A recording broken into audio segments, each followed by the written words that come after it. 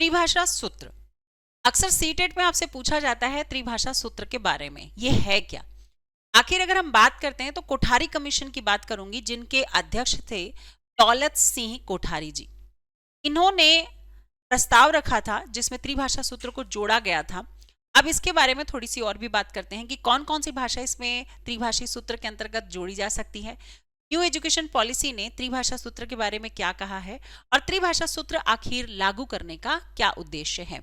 सबसे पहले त्रिभाषा सूत्र भारत में भाषा शिक्षण से संबंधित एक नीति है। ध्यान रखिएगा, ये भाषा शिक्षण से संबंधित एक नीति है, एक नियम है जो भारत सरकार द्वारा राज्यों से विचार विमर्श कर कर बनाई गई है। इसका मुख्य उद्देश्य है बहुभाषावाद को बढ़ावा देना।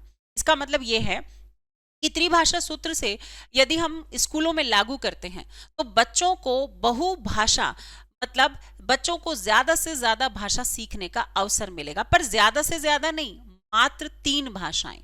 आप कभी भी इन पॉइंट पर टिक मत लगाइएगा कि विद्यालय चाहता है कि बच्चों को ज्यादा से ज्यादा भाषा सिखाएं या टीचर्स को ज्यादा से ज्यादा भाषाएं आनी चाहिए।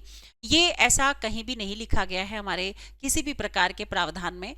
तो बच्चों को मात्र 3 भाषाएं सिखाने पर जोर दिया गया है।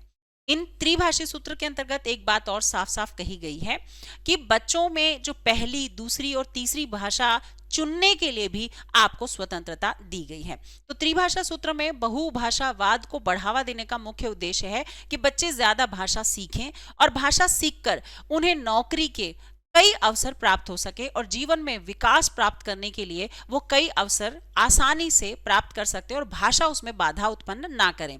जैसे मान लीजिए कोई बच्चा बाहर जाना चाहता है, साउथ में नौकरी करना चाहता है या फिर महाराष्ट्र में या कोई भी अदर स्टेट में जॉब करना चाहता है, तो वहां भाषा उसकी बाधा न बने। यदि वो 2-3 भाषाएं जानता है तो वो उस ऑप्शन का इस्तेमाल अपनी नौकरी, व्यापार या अन्य कार्य के लिए कर सकता है। तो बच्चों के लिए रोजगार के अवसर और ज्यादा मिल जाते हैं यदि वो बहुभाषा के ज्ञानी होते हैं तो।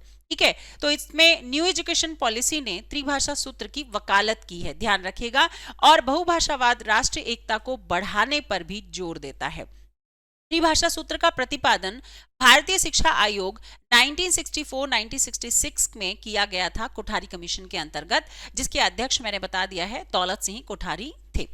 अब इसमें जो बात है कि त्रिभाषा सूत्र के अंतर्गत भाषा का चुनाव कैसे किया जाए, तो ध्यान रखिएगा, पहली बात, माध्यमिक स्तर पर त्रिभाषा सूत्र लागू करने का आह्वान किया गया है क्योंकि प्राथमिक स्तर पर तो कंपलसरी है, ठीक है, और माध्यमिक स्तर पर भी त्रिभाषा सूत्र लागू करने के लिए आह्वान किया गया है। त्रिभाषा सूत्र में हिंदी का स्थान राजभाषा के रूप में, देखिए कुछ पॉइंट आपको याद रखने हैं जो एग्जाम में बार बार पूछे जा सकते हैं। तो त्रिभाषा सूत्र में हिंदी को राजभाषा का दर्जा दिया गया है। वैसे राजभाषा आप जानते हैं, भारत की हिंदी राजभाषा है, परंतु हर राज्य की भी अपनी एक राजभाषा होती है। दूसरी बात, त्रिभाषा सूत्र के अंतर्गत हम 3 भाषाओं का चुनाव करते हैं, पर 3 भाषा चुनाव करने के लिए क्या प्रावधान दिए गए हैं उन पे थोड़ी सी बात करते हैं। पहली भाषा आपकी मातृभाषा या क्षेत्रीय भाषा होनी चाहिए। जैसे मैं अपनी बात करती हूँ तो मैं दिल्ली में रहती हूँ, तो मेरी पहली मातृभाषा हिंदी है, तो मैं पहली भाषा कौन सी, मातृभाषा या क्षेत्रीय भाषा, दोनों ही मेरी हिंदी है, तो मैंने यहाँ पे चुनाव किसका करूंगी, हिंदी का। ठीक है, दूसरी भाषा मुझे चुनने के लिए दिया जाएगा मॉडर्न इंडियन लैंग्वेज। इसका मतलब है जो भारतीय आधुनिक भाषाएं हैं, 8वीं अनुसूची के अंतर्गत हमारे पास 22 भाषाएं हैं।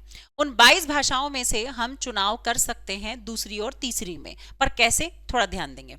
हिंदी भाषी राज्यों में आधुनिक भारतीय भाषा मॉडर्न इंडियन लैंग्वेज, मतलब आपकी 8वीं अनुसूची की जो 22 भाषाएं हैं उनमें से कोई एक भाषा आप यहाँ चुन सकते हैं। अगर आप गैर हिंदी भाषी हैं, जैसे मतलब साउथ में हैं, तो आप वहां पर हिंदी या अंग्रेजी का चुनाव कर सकती हैं। ठीक है, तीसरी भाषा हिंदी भाषी तथा गैर भाषी दोनों राज्यों में अंग्रेजी या एक आधुनिक भारतीय भाषा हो सकती है। थोड़ा सा सिंपल लैंग्वेज में बताती हूँ। मैं दिल्ली में रहने वाली हूँ, मेरी मातृ और क्षेत्रीय भाषा हिंदी है, मैंने सेकेंड लैंग्वेज क्या चूज कर ली, अंग्रेजी। ठीक है, और तीसरी भाषा मैं मॉडर्न इंडियन लैंग्वेज में से 22 भाषाओं में से संस्कृत का चुनाव करती हूँ। तो मेरी पहली भाषा हिंदी हो गई, दूसरी भाषा आपकी क्या हो जाएगी, इंग्लिश, और तीसरी भाषा मेरी हो गई संस्कृत। मान लीजिए मैं गैर हिंदी इलाके से हूँ, मतलब मैं साउथ से हूँ, तो मेरी क्षेत्रीय भाषा हो जाएगी तमिल या तेलुगु, कोई भी एक भाषा, तमिल ले लो। ठीक है, दूसरी भाषा मैंने इंग्लिश ले ली, तो तीसरी भाषा मैं हिंदी पढ़ लूंगी। तो ध्यान रखिएगा, 3 भाषा का चुनाव आप ऐसे कर सकते हैं 8वीं अनुसूची के अंतर्गत। अब थोड़ा सा एक और बात देख लेते हैं इसके अंतर्गत। न्यू एजुकेशन पॉलिसी 2020 में त्रिभाषा सूत्र के प्रावधान के बारे में बात करते हैं, ठीक है। न्यू एजुकेशन पॉलिसी में भी त्रिभाषा सूत्र को सपोर्ट किया गया है, ठीक है, कि हाँ भाई ये जरूरी है बच्चों की शिक्षा के लिए। तो 3 भाषाओं का सीखना अनिवार्य माना गया है, पर इसमें कुछ पॉइंट है, ध्यान रखिएगा।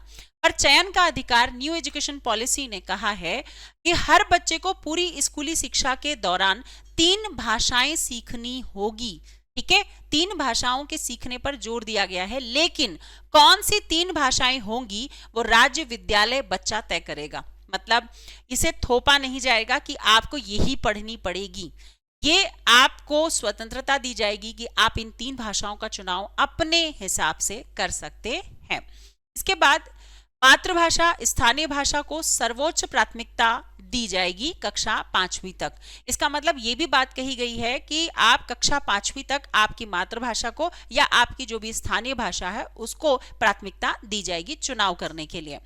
कक्षा 8वीं तक शिक्षा की भाषा मातृभाषा या स्थानीय भाषा हो सकती है, कंपलसरी नहीं है, ठीक है, हो सकती है यदि बच्चा पढ़ना चाहे तो त्रिभाषा सूत्र के आधार पर यह भी बात कही गई है।